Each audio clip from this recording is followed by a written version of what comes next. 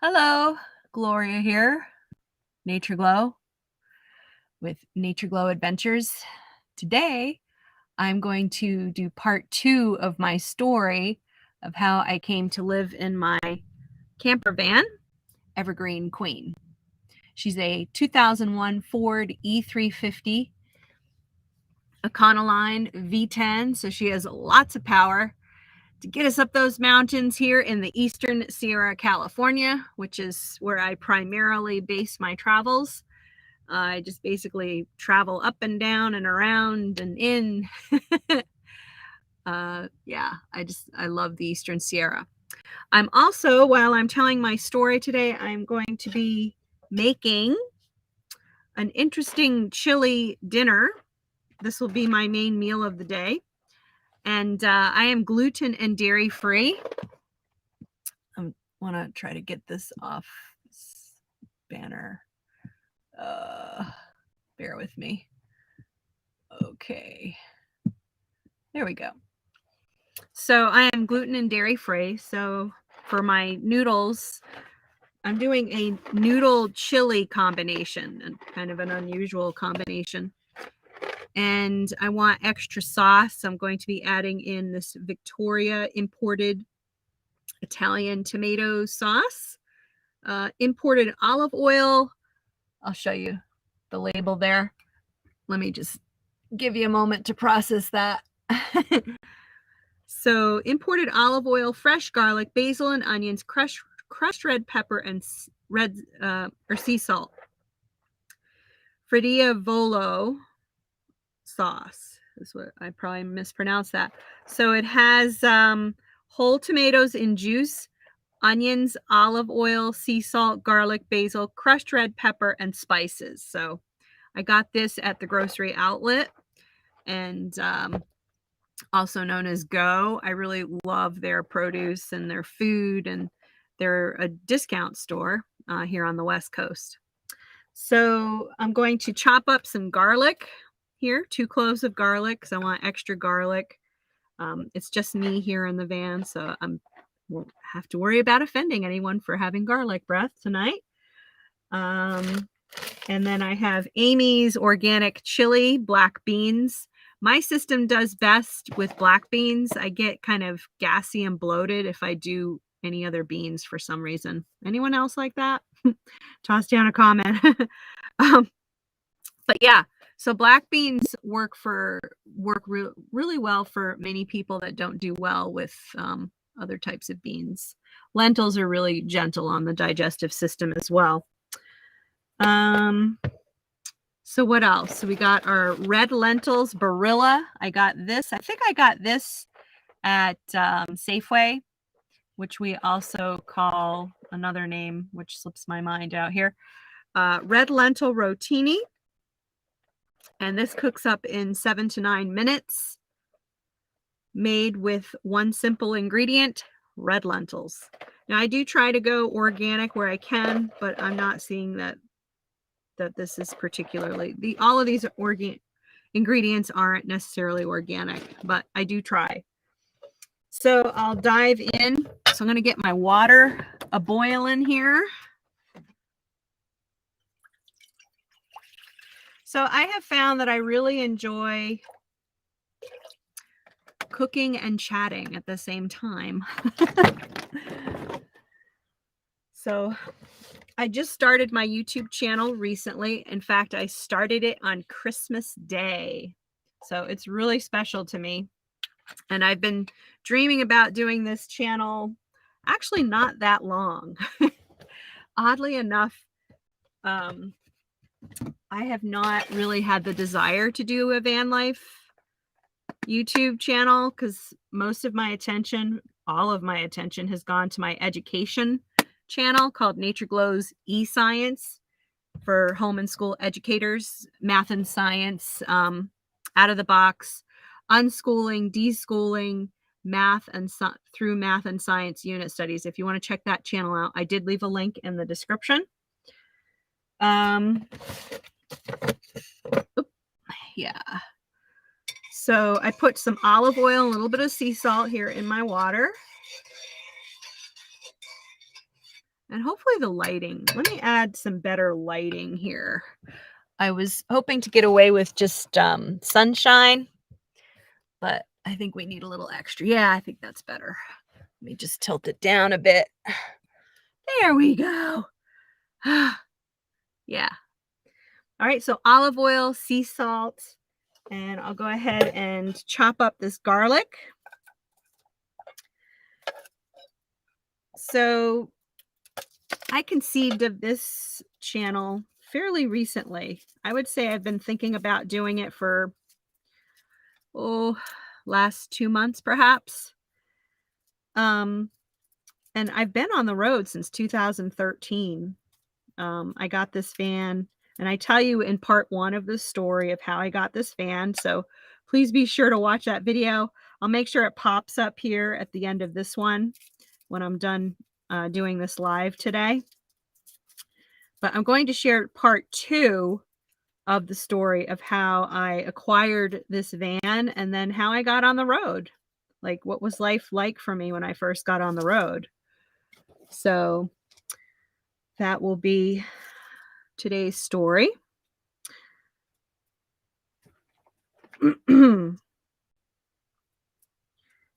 So, and I was in the middle of telling you how I never really wanted to do a YouTube for van life until fairly recently. Like I just said, about 2 months ago.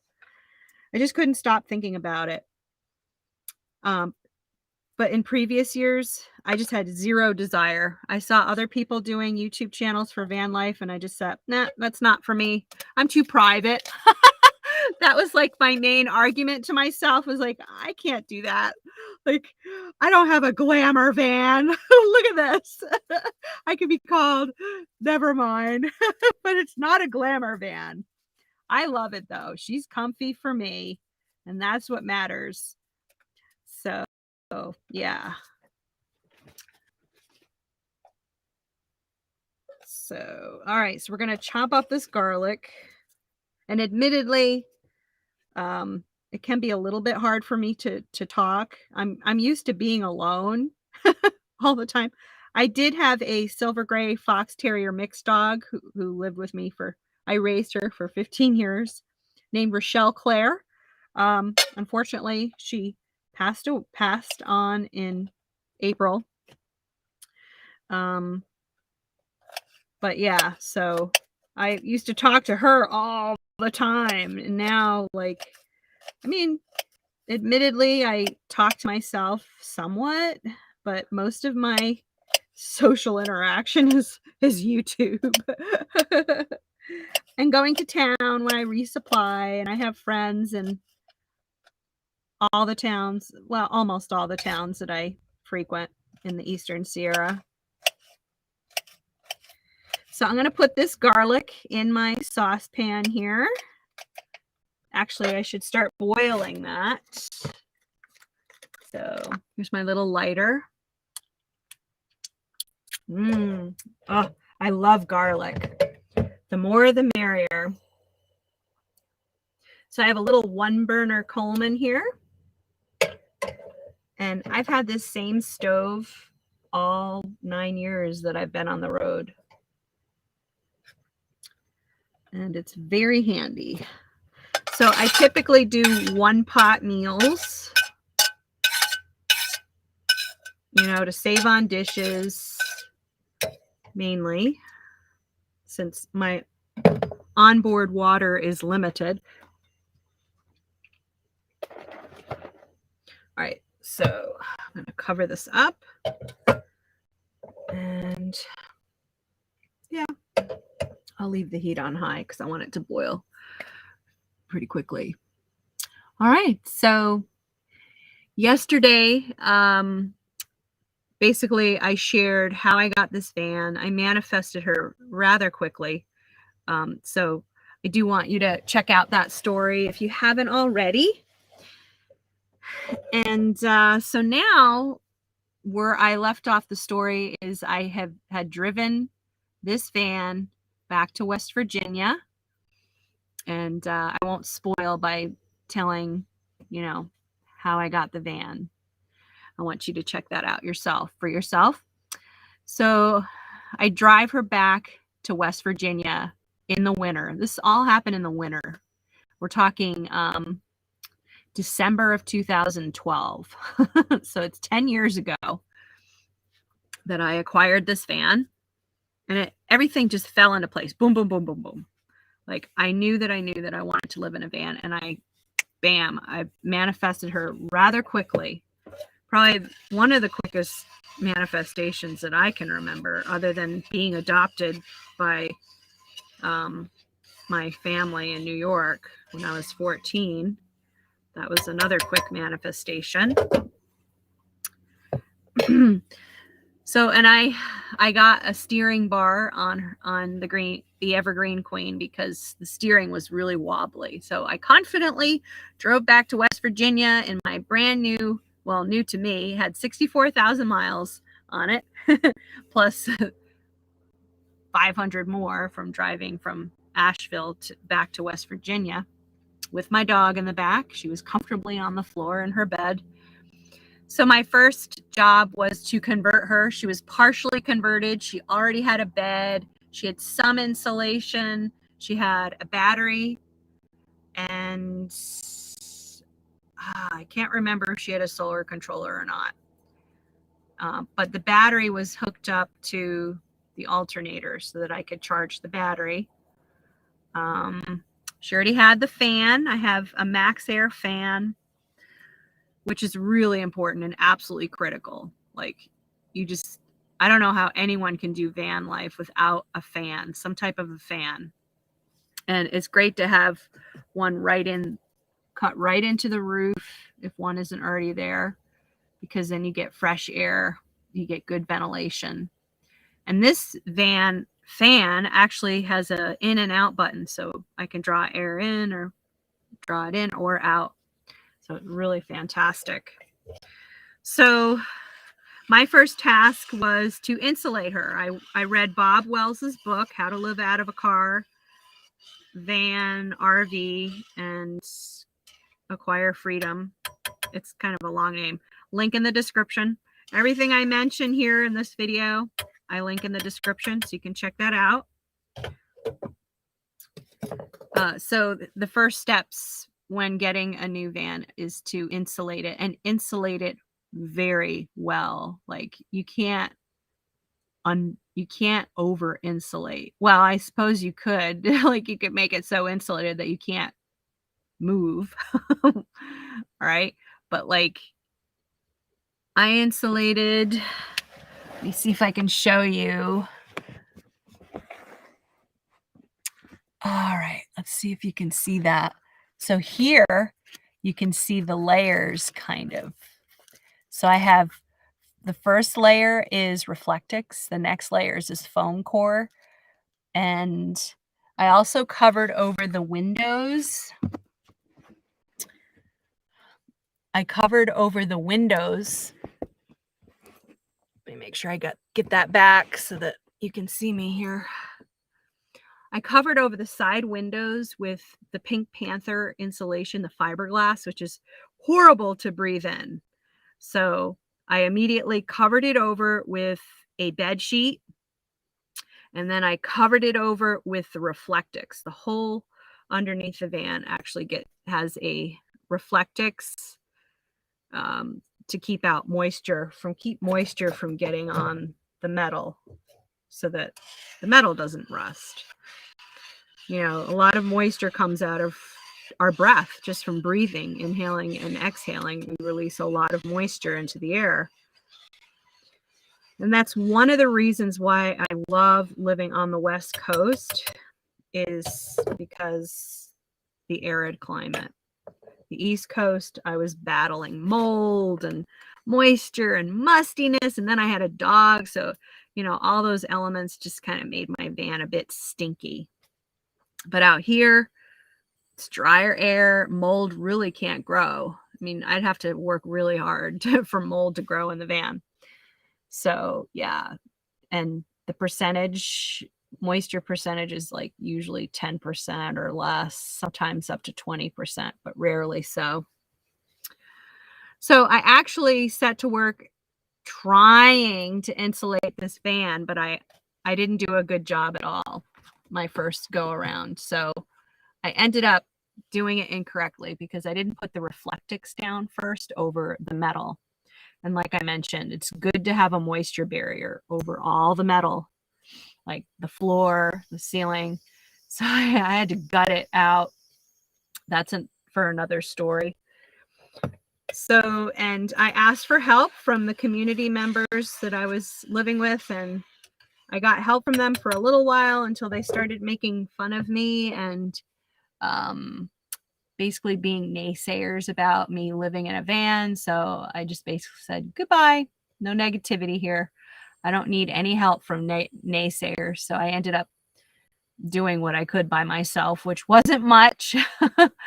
So I ended up paring my life down. I was a motel manager at the Mountaineer Motel. It was just this ranch, old 50s style ranch motel that I was managing for some beautiful friends of mine that are part of Network for New Culture. Link in the description. And I should put this other link in the description. They manage a campground, Abrams Creek Campground and Lodge, where they actually rent out units and they run amazing community building programs every year. One of them called Summer Camp, which is an immersive experience where you just do deep dives into personal growth and just how to live fully and alive and embracing all aspects of humanity in a loving, rich way. So check that out. I'll put that link in the description. So I worked for room and board, and I was not happy doing the work. I really just wanted to work for myself. And at the time I was teaching online classes to homeschoolers, live online classes with a company called Kirklick.com. So I had been teaching with them for a year and a half. So I had acquired enough means to be able to afford to start to travel and live out of my van. So everything, I put all of my focus, hyper focus on purging all the stuff that I didn't need and managed to squeeze my life. As you can see, I'm still kind of squeezed into my van with all of my life's possessions. I don't have any storage anywhere. So what you see is it's literally all of my belongings are in here with me. Okay, so the water is just about boiling. I'm just going to put it in. Really looking forward to this. I'm so hungry. Yum. So it got down to the final days of me paring down. So I told the community that I was taking off west. And I had a goal, or I had a vision of joining Bob Wells and his early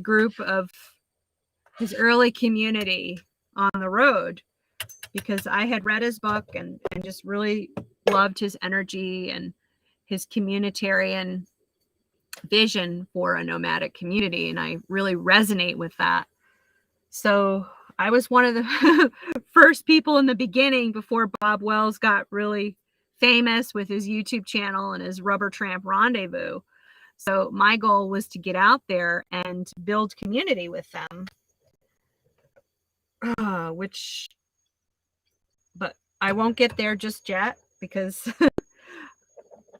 it took a while for me to get out there. All right, so I don't need this. I hope you can see that boiling. You might want to go full screen so you can see what I'm doing here. This is the best setup that I know how to do. I could have you in front of me, but I don't know that that will do much good. So there, yeah. Oh, it smells so... I hope you can see the steam rising up. I can. All right, so I ended up moving into the van, and I left what day did I leave? It was in February. I finally purged, got rid of most of my stuff, sent it off to thrift stores, gave it away, left some stuff at Abrams Creek Campground and Lodge, link in the description, and just took off for the West. I stopped and visited friends first in Ohio for about a week, and this was winter. So, and it's the North, it's the wet, it's the northern United States is like the worst time to travel across the country in February, I would say, because I hit actually I didn't hit the storm. I hit the tail end of it, the aftermath. And what I saw along Highway 84 scared me, frightened me, so much so that I was driving 30 miles per hour. It was an icy road, and there were like tractor trailers flipped over on their side and cars that had slid into banks. I don't know, like, where the people were, like how they got off the highway, but maybe they were asleep in their vehicles, hopefully warm, not freezing to death. But it was like a graveyard of vehicles after this major storm, this major ice and snowstorm. And I had just missed it. So it took me 17 hours to drive from Ohio to Wells, Minnesota, which is where my parents lived at the time. And my parents were out of town when I arrived at their house. When I arrived, their lawn was a skating rink. So it was like I was ice skating on their lawn to like get into the house, to get the dog in the house, get my few belongings that I needed to comfortably overnight. And I tell you, it was really nice to have the house to myself. Like, I got to take long baths and watch anything I wanted on television. They had this giant screen TV. And then I was teaching live online classes. I was doing that, I think, 3 days a week. I used to like to teach in the middle of the week and then have the other 4 days for administration and creating new courses. And it worked out really well. Memories. That's good. I just don't want it to overflow. Yeah.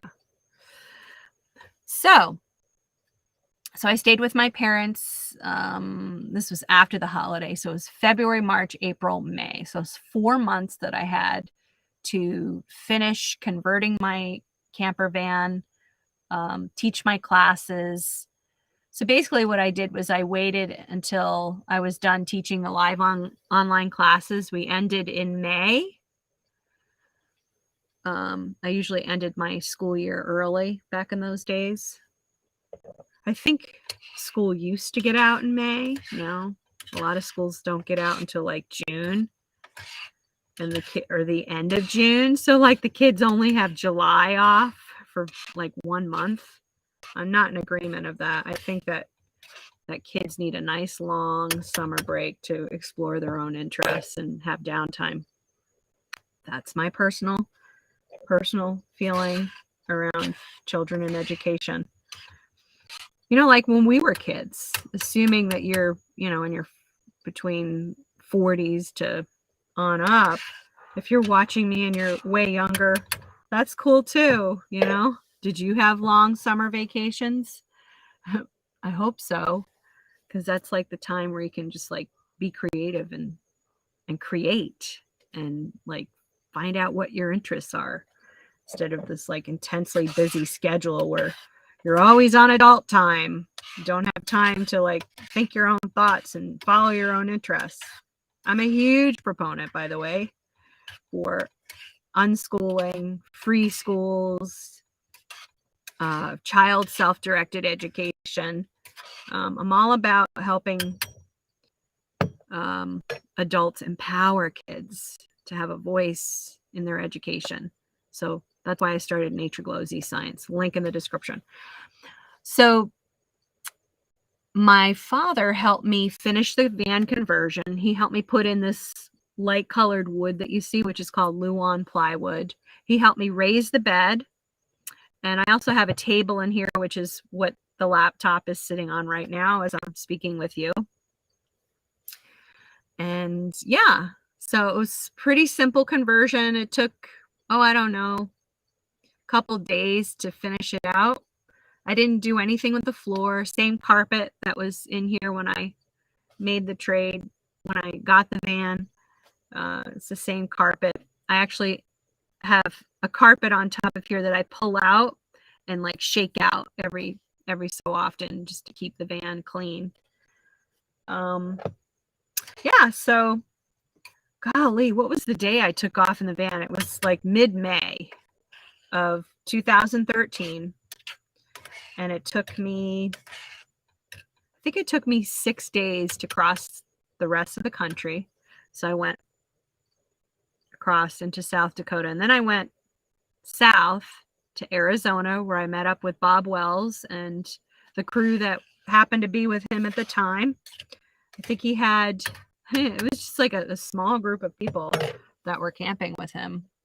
It was myself, his friend Steve, who unfortunately has passed on.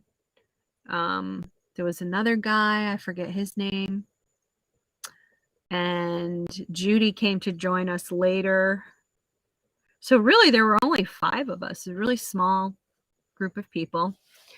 And so I drove all the way to Flagstaff, and I call up Bob Wells and I say, hey, I'm in town. And he gave me directions on how to get to the camp. It was in Chico, Arizona. And I'll just never forget how beautiful the drive was. The mountains of the Flagstaff area are really exquisite. The road and freedom. So there Rochelle and I and the Green Queen were just down the highway going to meet Bob Wells for the first time. And so I pull up, I finally come to the tiny little narrow dirt road. I don't even think I could find it again. I don't even know if I marked it on the map. But it was just like these 2 posts. I had to drive between these 2 posts. And this is like my very first dirt road that I'm driving on in the camper van. And I was like, oh, I don't want to break anything. Rumble, rumble, rumble. Washerboardy rocks, like kind of some bigger rocks, maybe about this size. And I was like nervous about popping my tires. Meanwhile, I had these heavy duty tires and everything was just perfectly fine. But, it's my first experience literally of driving on a dirt road. So, and then I see some people in the distance as I'm driving, and it's Bob and his dog Capone, back when Capone was alive. And one other guy was with him. I remember he had a shave. His head was completely shaved. His name, I haven't seen him, I don't think. And I haven't seen him in years and years. So they come walking up, and I'm driving towards them. I'm just really excited about meeting them. And I roll down my window, and Bob peeks in. He's like, hey, Gloria, welcome. It was just so cool to, I didn't know a single soul in that entire state. And then, Bob was there, just really friendly, really kind. And if you have ever checked out if you haven't checked out his channel before, do check it out. It's called CheapRVliving, just one word. He does videos like once a week on van conversions. He does he shows you different essentials that people can use living in a camper van or RV or car. He does a lot of reviews, yes, which is really helpful. So yeah, and then I drove into their camp. It was just, on BLM land or National Forest. I think it was National Forest. And set up camp. I didn't have any solar. And I let Bob know that right away. I was like, I have to work, but I don't have solar yet. What can I do? So he very kindly ran a cord from his van to my van so that I could get power and do my work on the road. It was just super generous and kind of him. So we became good friends. You know, we'd work all day. He was doing his blog at the time. He hadn't started YouTube yet. And so our routine was to do our digital nomad stuff during the day. And then one of us at around right near sunset, one of us would like jump out of our van and say, hey, want to go for a walk? And it was just always so fun to be like, yes, I want to go for a walk. I want to get out and into the fresh air and sunshine. And my dog was 5 years old at the time, Rochelle. Capone was, he was up there. This was a few years before he passed on. But he could still run. And I don't remember if he and Rochelle tussled or not. They probably did. Rochelle was a pretty energetic dog, and she loved nothing more but to be off leash and to go find poop and eat it, which was hugely annoying. Because sometimes it would make her extremely ill, you know, and I would have to be the one to take care of her. It was a habit I just couldn't seem to ever break her of. Anyway, so we would just go for these long hikes, about an hour. And then sometimes we'd gather together to like watch movies or cook together. I would make breakfast sometimes for Bob. Yeah, we just became really good friends. Had a lot of laughs, a lot of fun. I love joking around and kidding around and just laughing. I love to laugh. It's like my favorite thing in life. You know, life can just get so stressful. You know, us Westerners, we're so much up here in our head, especially with the digital age. It gets us out of our physical body and into our head, stuck in our head. And it just ends up being really stressful. So, you know, the remedy for that is just long nature hikes and laughter with good friends. And that's what we became. We became really good friends. Myself, Bob Wells, and Judy Gearing, who later came along a couple weeks later, actually. Oh, yeah. So fun. And sometimes we do fires at night.